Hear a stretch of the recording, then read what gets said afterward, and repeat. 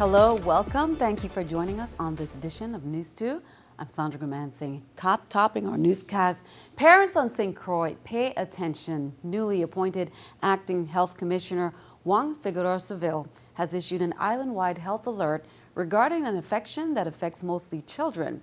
What is impetigo and how can you help prevent the spread of this contagious skin infection? News 2's April Knight has more.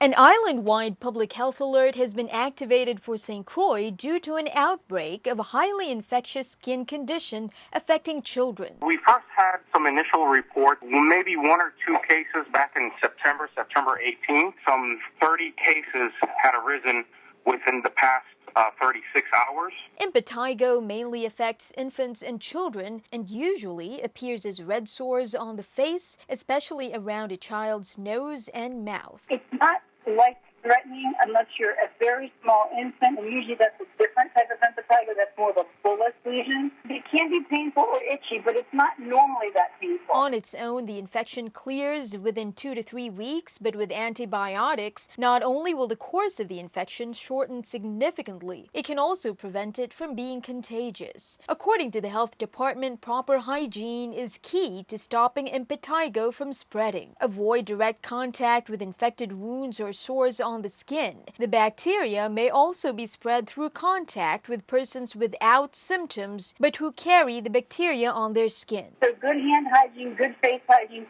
washing your hands multiple times a day with soap and water. According to the acting health commissioner, they've coordinated with the Department of Education to make sure the infection does not spread uncontrollably in the territory's schools. We're providing prescriptions, we're doing screenings and general wellness checkups as well, and we're also providing educational services. Reporting for News 2, I'm April Knight. For more information or to report a suspected case of impetigo, please contact the Department of Health's Environmental Health Division. That number is 340-718-1311. A higher minimum wage that would raise the minimum wage to $10.50 an hour in 2018 will be discussed at the Senate. Now, if that bill becomes law, the wage increases would be raised in increments to $8.35 within 4 months of passage, then $9.50 on January 1st, 2017, then to $10.50 an hour on January 1st, 2018. The federal minimum wage is currently $7.25 an hour, and VI code states that the territory's minimum wage cannot be less than that. The Senate Education and Workforce Development Committee, chaired by Senator Gene Ford, will meet next week and discuss his bill, number 31-0236. Well, just a reminder, Vitima is holding its annual All Hazards Expo, and this year they're making it even bigger. Vitima's director Mona Barnes tells us more about what residents can expect on October 23rd and 24th, when government agencies band together to help Virgin Islanders prepare for any disaster or emergency.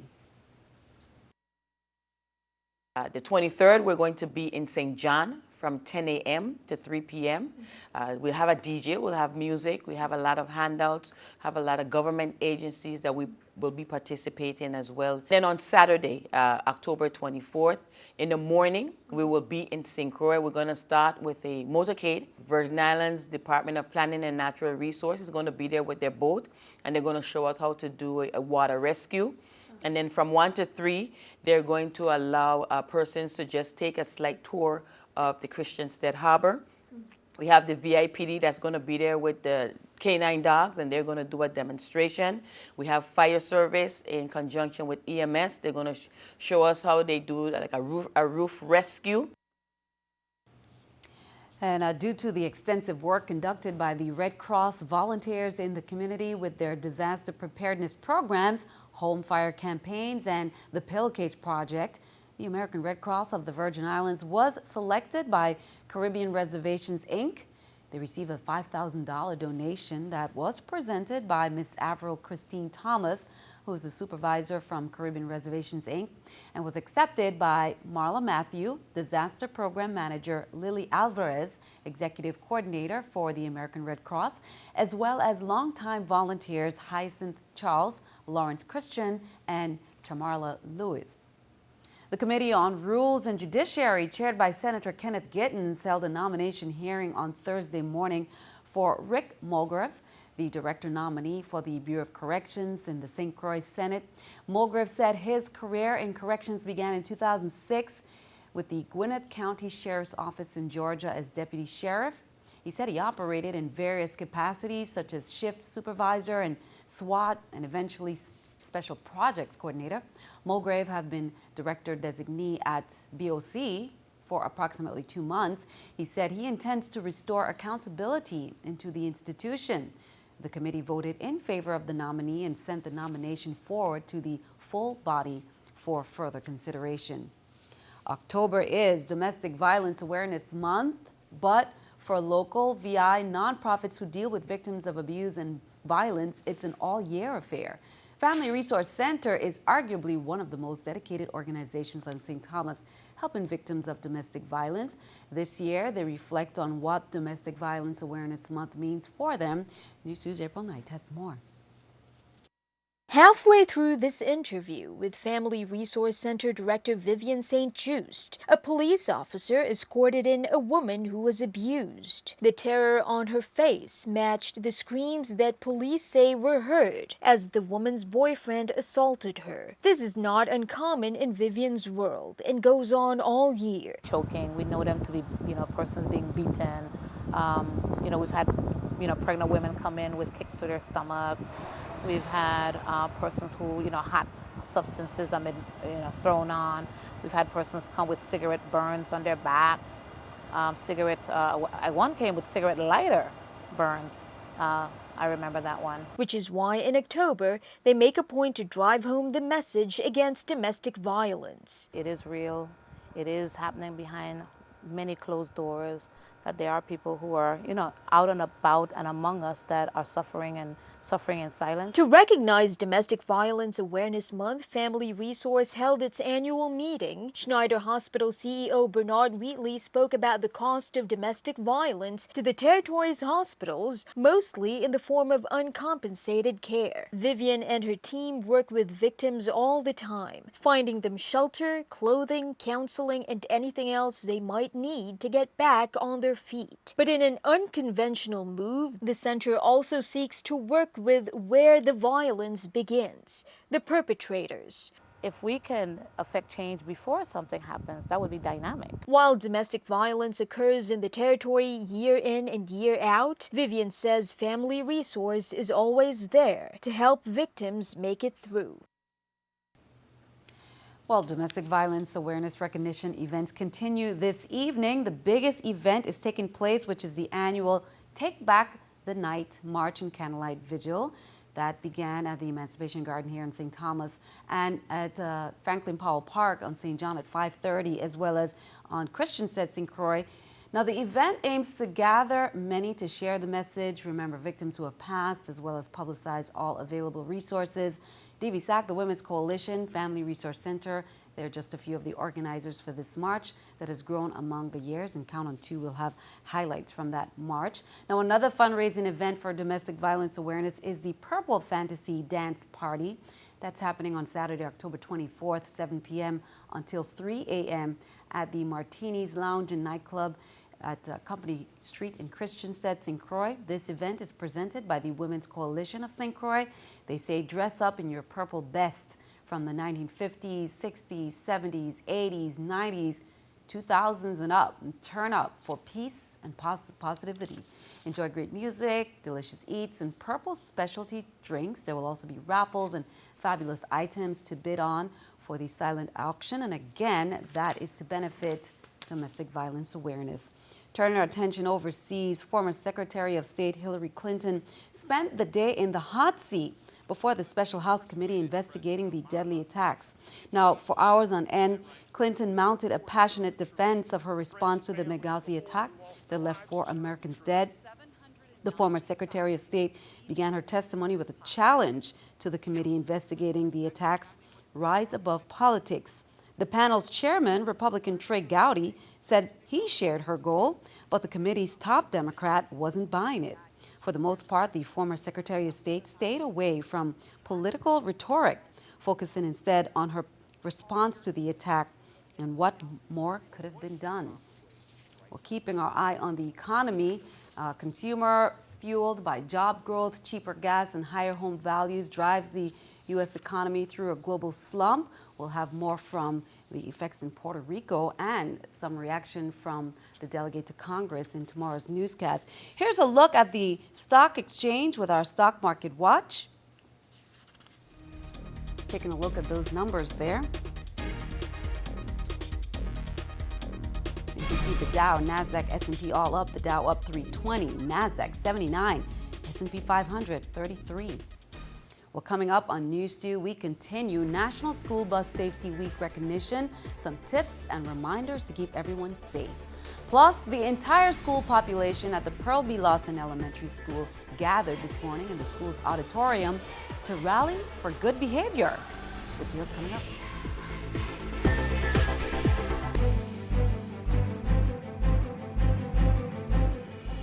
Welcome back. Kudos to the Juan Louis Hospital. During a press conference at the hospital on October 15th, the management was recognized by officials from the St. Croix Toastmasters Club 933, District 8. Toastmasters and the Region 8 Toastmaster International Director presented Juan F. Louis Chief Executive Officer Dr. Kendall Griffith with an award, praising the hospital's administration for their many years of support. District 81 Toastmasters represent 26 clubs throughout the Caribbean, and they were ranked 5th out of 97 districts worldwide. They hosted their biannual conference at the DV Carina Bay Hotel from October 16th to the 18th. There's more to the Caribbean than palm-lined beaches, white sand, and turquoise water. USA Today 10 Best teamed up with a panel of Caribbean travel experts to select 20 places as nominees in the categories of Best Caribbean Destination for Food, Best Caribbean Destination for Adventure, Best Caribbean Destination for Shopping, and Best Caribbean Destination for Nightlife and Destination for Golf. Now, you can help in naming the best in each category, putting the USVI up top. You can vote for your favorites once per day until the polls close on Monday, November 9th at noon.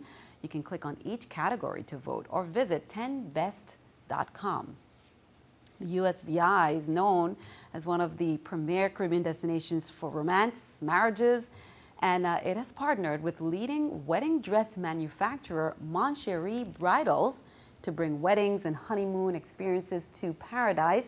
The partnership, which was brokered by www.marrycaribbean.com, is aimed at gaining a greater share of the highly sought-after, recession-proof romance market.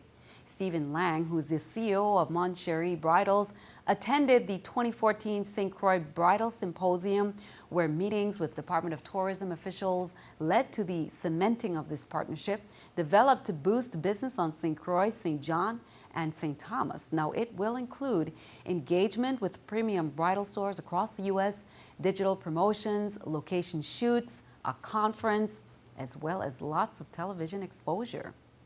The Virgin Islands National Guard celebrated recently its 42nd birthday during a commemoration ceremony on Monday, October 19th at 11:30 a.m. at the Brigadier General Gerard James Joint Force Headquarters Drill Hall. That's at the Estate Bethlehem Military Compound on St. Croix. Although the Virgin Islands National Guard received its federal recognition in October 1973, a small group worked tirelessly for 2 years prior to that date to organize and fulfill the necessary requirements. It was an act of Congress sponsored by former delegate Ron DeLugo that the Virgin Islands National Guard was created. The nucleus of the newly formed VING were former members of the United States Army Reserve. Federal recognition ceremonies inaugurated the National Guard on October 19th, 1973. And we continue National School Bus Safety Week. Here's a tips safety administrators would like to share. The importance of being alert. They say pay attention to your surroundings. Listening to your iPod or playing handheld video games, students, may lead to distractions and potential injury. Here's more. Students like to have their electronic devices on in the school buses while they're traveling to and from school. Yes, it's allowed in some classrooms, and it is true that the school bus is an extension of the classroom, but it's also a distraction for the bus drivers as they're driving, and we don't need distracted driving. We need for all students to be safe. Imagine one child distracting, and there goes 53, 54 more lives. And we're trying to make sure that all our children be safe no matter what, because school buses are the safest mode of transportation. Well, the entire school population at the Pearl B. Larson Elementary School gathered this morning in the school's auditorium to rally for good behavior. Pearl B. Larson students show solidarity for good behavior at the rally. They were dressed in colorful t-shirts by grade levels. The classes took to the stage in the auditorium with chants and verses to display good behavior. After taking their seats, Principal Andrea Hobson roused the students with a lengthy session. Later, the students marched to an upper-level field and circled around it.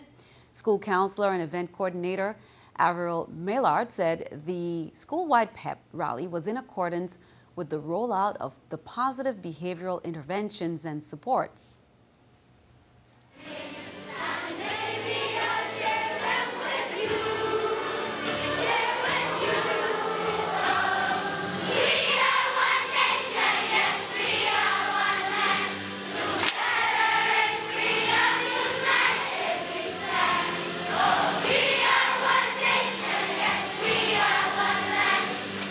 Great job there by the students. Now, many of the territory's public schools were dismissed early today. As we reported, the Virgin Islands Department of Education's Office of the Insular Superintendent, St. Thomas St. John District, planned those dismissals for the schools to conduct a previously scheduled professional development. Schools will resume at normal times on Friday, October 23rd. Now, in St. Croix, public schools students in the St. Croix district are not to report for classes on Friday, October 23rd, as teachers and other St. Croix Federation of Teachers members will be participating in the day-long Teach Conference. Also on St. Croix, classes will be dismissed at 1 p.m. on Tuesday, October 27th at all elementary schools, and at 1 p.m. on Thursday, October 29th at all secondary schools. And that's to accommodate job-related professional development training for teachers. A new deputy supervisor has been selected for the St. Thomas St. John district of the VI election system. Kavra Mae Douglas will begin her term as deputy supervisor on November 2nd. She will serve under the elections system supervisor for an 8-year term. VI code states that the Joint Board of Elections appoints a deputy supervisor for each district. That position has been vacant since the former deputy supervisor, Neferdiza Barbel, resigned in January.